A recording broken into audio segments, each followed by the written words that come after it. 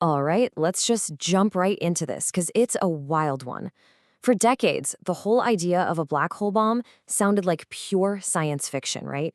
I mean, a way to pull almost unimaginable amounts of energy from the most mysterious things in the entire universe. But what if I told you that this crazy theory just took a massive leap from a thought experiment to something real, something we can test in a lab?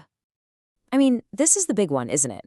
The question that's been bugging physicists for something like half a century. We're not just talking about understanding black holes, but wondering, could we ever actually tap into that incredible power?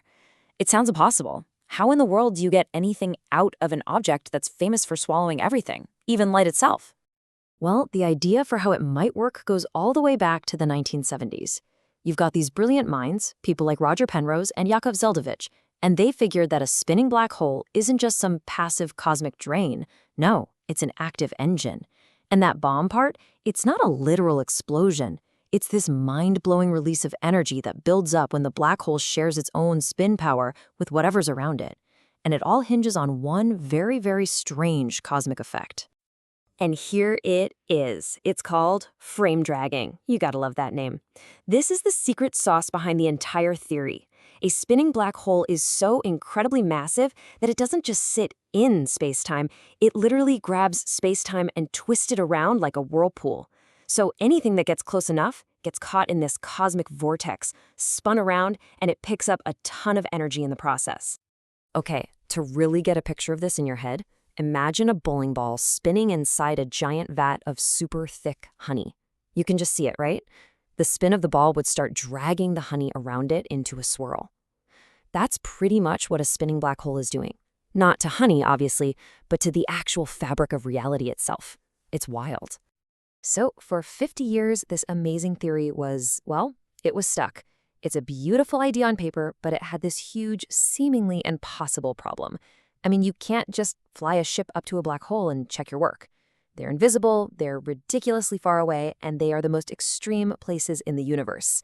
So how could you ever prove it? And this is where things get really clever. If you can't go to the black hole, well then you figure out a way to bring its essential physics to you. A group of scientists realized the key wasn't to look out into deep space, but to create a kind of analogy, a model they could build and measure right here on Earth. So let's meet the heroes of our story. This is a team at the University of Southampton, led by researcher Marion Cromp, and they came up with this incredibly brilliant plan. Their goal was simple, but, totally audacious. Build a system that acts just like a spinning black hole in terms of energy transfer, but without needing a single speck of cosmic dust. And here's how they pulled it off. This is the absolute core of the experiment, and it's so smart. So instead of a spinning black hole, you've got a spinning aluminum cylinder. Instead of distorting the fabric of spacetime, this cylinder distorts a magnetic field that's all around it. And instead of pulling on particles, this setup actually pulls on the magnetic field itself. It's a perfect measurable analog for a cosmic monster. The logic behind it was just beautiful. The theory basically says that if a black hole spins faster than the stuff around it, it gives away some of its energy. So in the lab, that means if the cylinder spun faster than the magnetic field, energy should get transferred to the field. And hey, just for good measure, the reverse should also be true. If the field spun faster, it should give energy back to the cylinder. It's all about who's doing the dragging.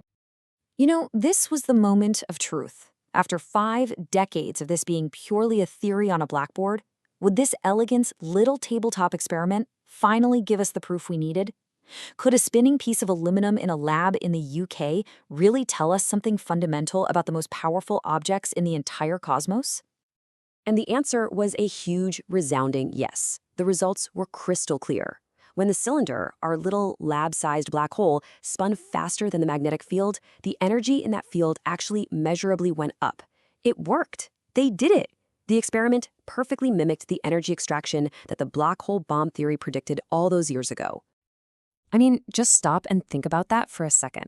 An idea that was born from pure mathematics, proposed way, way back in the 1970s, has now, a full half-century later, finally gotten its first real physical proof. And not with some giant space telescope, but with an incredibly clever experiment right here on our planet. What an amazing journey for a scientific idea. So, The crucial point is, what does this actually mean for science? Why does it matter so much that we proved a 50-year-old theory with a spinning metal cylinder? Well, it's huge because this gives us a completely new way to do things, a whole new toolkit. For the very first time, we can actually test the extreme physics that happen right on the edge of a black hole's event horizon, but in a controlled lab. Instead of just relying on computer models, we can now start to probe these cosmic mysteries, things like Hawking radiation, maybe other weird phenomena, all from the safety of Earth. And that leaves us with this really exciting question for the future. We've just managed to simulate one of the most bizarre phenomena in the entire universe. Now that we know we can do this, now that the door is open, what other cosmic secrets are we going to unlock without ever having to leave home? The possibilities are literally as vast as space itself.